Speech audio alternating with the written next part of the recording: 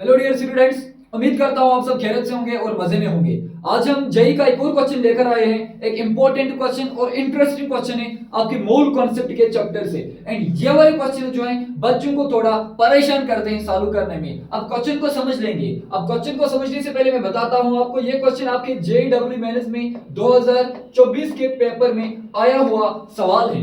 अब सवाल को कैसे करेंगे? अब सवाल क्या बता रहा है हमें, 0.05 centimetre thick coating of silver जो है वो डिपॉजिट हो रहा है एक प्लेट पर। यानी क्वेश्चन हमें बता रहे हैं हमारे पास एक प्लेट है, ठीक। अब इस प्लेट पर क्या हो रहा है कि सिल्वर की कोटिंग जो है यानी 0.05 centimetre thick coating of silver वो डिपॉजिट होता है इस प्लेट पर। यानी इस प्लेट पर डिपॉजिट होता है एक सिल्वर की कोटिंग, यानी सिल्वर जो है वो इस प्लेट पर डिपॉजिट हो रहा है, ठीक। अब उसके बाद प्लेट ऑफ 0.05 सेंटीमीटर एरिया, यानी प्लेट का जो एरिया दिया है, इस प्लेट का जो एरिया आपके पास दिया है वो दिया है 0.05 मीटर क्यूब। ये तो एरिया दिया है। The number of silver atom, कितने number of silver atom deposit होंगे इस प्लेट पे, आंसर इसके हिसाब से देना पड़ेगा। एंड डेंसिटी भी आपके क्वेश्चन में दिया है। अब क्वेश्चन को सॉल्व करने से पहले बस मैं तीन चीजें आपको समझाऊंगा। जिस बंदे को ये तीन पॉइंट्स यहां पर समझ में आएंगे ना, वो अच्छे से इस क्वेश्चन को सॉल्व कर पाएगा।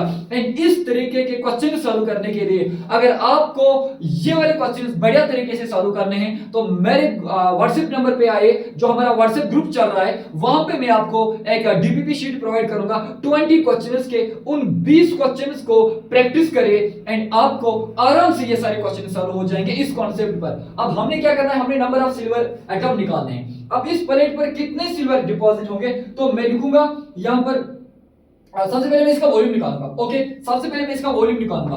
Volume of silver deposited, volume of silver deposited, इस पर कितना सिल्वर वॉल्यूम डिपॉजिट हुआ। वॉल्यूम ऑफ सिल्वर डिपॉजिटेड किसके बराबर है, वॉल्यूम की फार्मूला क्या है, किसके बराबर हम लिखेंगे, एरिया इनटू थिकनेस। ये किसके बराबर आएगा, एरिया इनटू थिकनेस। क्या क्वेश्चन में एरिया दिया है? क्वेश्चन में एरिया, बिल्कुल क्वेश्चन में एरिया दिया है। ओके, क्या क्वेश्चन में थिकनेस दिया है? बिल्कुल क्वेश्चन में थिकनेस भी दिया है। जब आप एरिया इनटू थिकनेस कैलकुलेट करोगे तो आपका वॉल्यूम ऑफ सिल्वर, कैलकुलेशन आसान बनाने के लिए आप इसको खुद करिए, वॉल्यूम ऑफ सिल्वर डिपॉजिटेड जब आप इसको सॉल्व करोगे वो आपका आ जाएगा 25 सेंटीमीटर क्यूब। अब ये आपका आंसर आ जाएगा जब आप इसका वॉल्यूम ऑफ सिल्वर डिपॉजिट, ये आंसर नहीं, ये वॉल्यूम ऑफ सिल्वर डिपॉजिट हुआ। अब हम क्या करेंगे, आपने बताया कि वॉल्यूम ऑफ सिल्वर इतना डिपॉजिट हुआ, क्या मैं इसका वेट निकाल सकता हूं?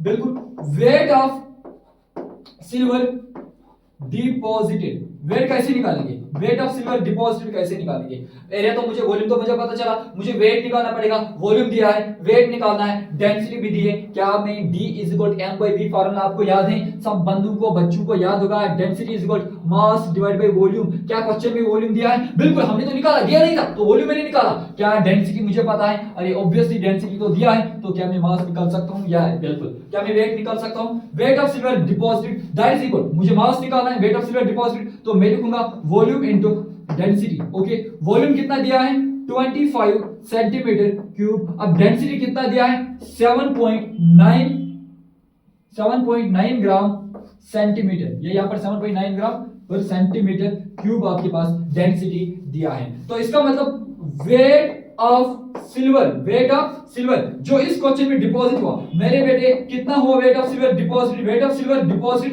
दैट इज इक्वल, ये क्या है आपके पास 25 इंटू 7.9 ग्राम। अब इतना वेट आपका डिपॉजिट हुआ, यूनिट तो आपको बताएं। अब wait of silver deposit 25 into 7.9 ग्राम, तो वेट निकला। अगर वॉल्यूम आपको पता चला, वेट आपको पता चला, क्या मैं अब मोल निकाल सकता हूं? क्या मैं अब इसका मोल निकाल सकता हूं? अरे कैसे निकालेंगे, मोल कैसे मैं निकालूंगा? आप सबको पता है मोल निकालने के लिए हमारे पास फार्मूला है। जब भी मोल निकालेंगे आप ऊपर लिखोगे गिवन मास, गिवन मास, नीचे लिखोगे molar mass. Sir given mass कहां है? अरे यही तो मास है, यही तो वेट ऑफ सिल्वर डिपॉजिट है, यही तो गिवन मास है मेरे बेटा। अरे गिवन मास आपको पता चला, जब आपको क्वेश्चन में गिवन मास पता चला, इसे डिवाइड करें molar mass. Sir molar mass कहां से लाऊं? अरे मोलर मास यहां से नहीं दिख रहा है, किसका निकालना है, सिल्वर का। सिल्वर का मोलर मास कितना है, 108 दिया है क्वेश्चन में, वहीं से गिवन डेटा है 108। तो मैं क्या करूंगा, मोल मुझे निकालना है, मैं लिखूंगा given mass divide by molar mass. Given mass कितना है, 25 into 7.9 ग्राम दिया है, डिवाइड करेंगे मोलर मास, वो 108 आ रहा है। 108 ग्राम, ग्राम का कैंसिल हो जाएगा, तो हमें इसके साथ लेना देना नहीं है। तो मैंने मोल निकाला। क्या क्वेश्चन में मोल निकालना है?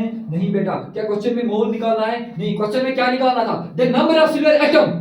तो मोल निकाला, एटम निकालेंगे कैसे? तो number of atom is equal mole को एवोगैड्रोस नंबर से डिवाइड करिए। तो अब मुझे एटम निकालना है, तो इसके बाद मैं यहाँ पर अगला स्टेप करूंगा। मुझे निकालना है नंबर ऑफ एटम। अरे नंबर ऑफ एटम कैसे निकालेंगे? मोल इनटू करेंगे एवोगैड्रोस नंबर। अब क्वेश्चन में मोल कितना दिया है? क्वेश्चन में मोल दिया है आपका 25 इनटू 7.9 डिवाइड बाय 108 इनटू करेंगे एवोगैड्रोस। इनटू क्या करना है? एवोगैड्रोस नंबर, वो सबको पता है 6.022 इनटू 10 रेज़ पावर 23।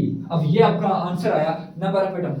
इसे सॉल्व कर बैठोगे तो अप्रोक्सीमेट आंसर मुझे पता है 10 पावर 23, ये 10 पावर 23 इनटू इसको सॉल्व कर बैठोगे तो आपका आंसर ऑलमोस्ट 11 आएगा। यानी 11 इनटू 10 पावर 23 आपका आंसर आ रहा है, तो यहाँ पर 11 आ जाएगा। आसान सा क्वेश्चन है। क्वेश्चन का फंडा समझ लीजिए। करना क्या था हमें? सबसे पहले क्वेश्चन बोल रहा था कि 0.05 centimetre thick coated of silver वो डिपॉजिट हुआ एक प्लेट पर, यानी thick coated of silver deposit हुआ इस प्लेट पर, एंड प्लेट का एरिया दिया है 0.05 मीटर क्यूब। अब एरिया पता चला, प्लेट का एरिया आपको पता चला, थिकनेस आपको पता चला। एरिया जितना दिया है क्वेश्चन में, थिकनेस जितना दिया है उसे मल्टीप्लाई करिए, आपका वॉल्यूम निकलेगा। अब वॉल्यूम इतना पता चला, अब वॉल्यूम पता चला तो मैं निकालूंगा wait of silver deposit. Wait of silver deposit कैसे निकालेंगे? अरे मैं जो क्वेश्चन में डेंसिटी दिया है, क्योंकि फॉर्मूला है density is equal to mass divide by volume. क्या क्वेश्चन में डेंसिटी दिया था? बिल्कुल ऑब्वियसली क्वेश्चन में डेंसिटी दिया था। एंड ये वाले क्वेश्चन जेईई मेंस में आए हुए क्वेश्चन से, एंड यही क्वेश्चन डिसाइड करते हैं कि एक बच्चे का कांसेप्ट कितना है। आपने 11वीं क्लास में मोल कांसेप्ट पढ़ा,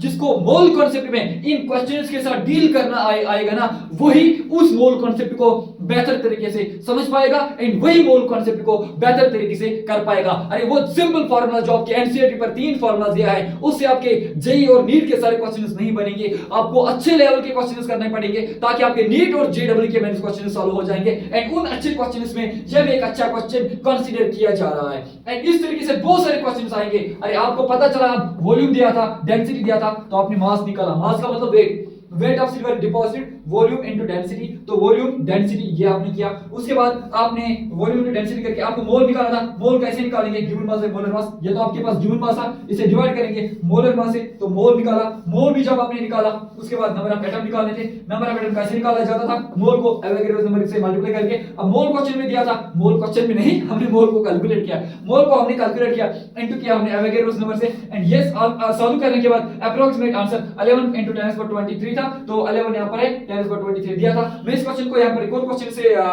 समझा सकता हूं। एक और मेथड भी है मेरे पास इस क्वेश्चन को समझाने के लिए, जिस मेथड से हम इस क्वेश्चन को और भी आसान तरीके से सॉल्व करने की कोशिश करेंगे, एंड वैल्यू चेंज करके डिफरेंट तरीके के क्वेश्चंस बन पाएंगे यहाँ पे।